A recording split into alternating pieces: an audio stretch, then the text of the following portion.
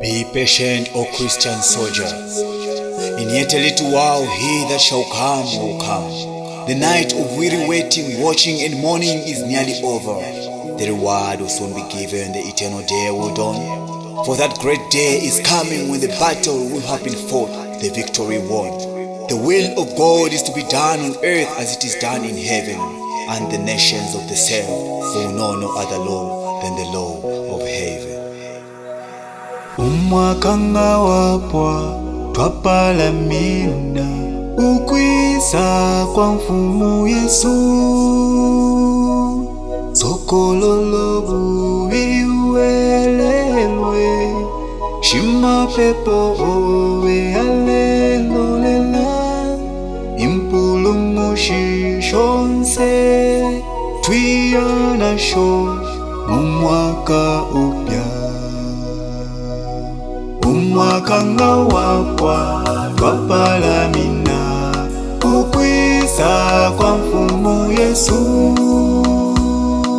Sokololo buwi uwelelwe ahashima pepo owe alelolela impulumushi shonse etwiyadasho mumwaka.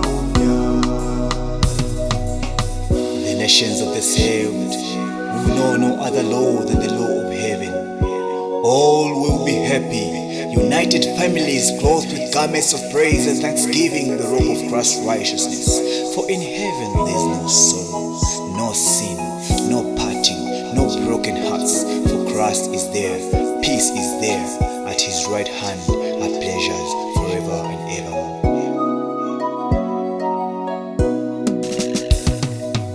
Mitime ya mawe lunkungwa lolambo fishale pakalifali no kumubombela acha pamo no kupepela kwe fiuse vyaluba dacha yangu kokutaluka kuchalo chakuisekesha. Mitime ya mawe lunkungwa lolambo fishale pakalifali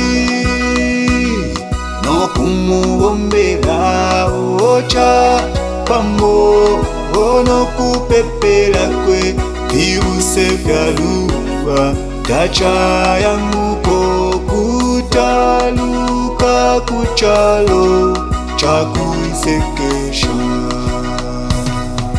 Mwako yunaunga wapwaine nkapalamina kukwisa kwa mfumu yandi nala sokololo buwi nokwelelwa bantushima pepo wani alelolela impulumushi shani shakaye na sho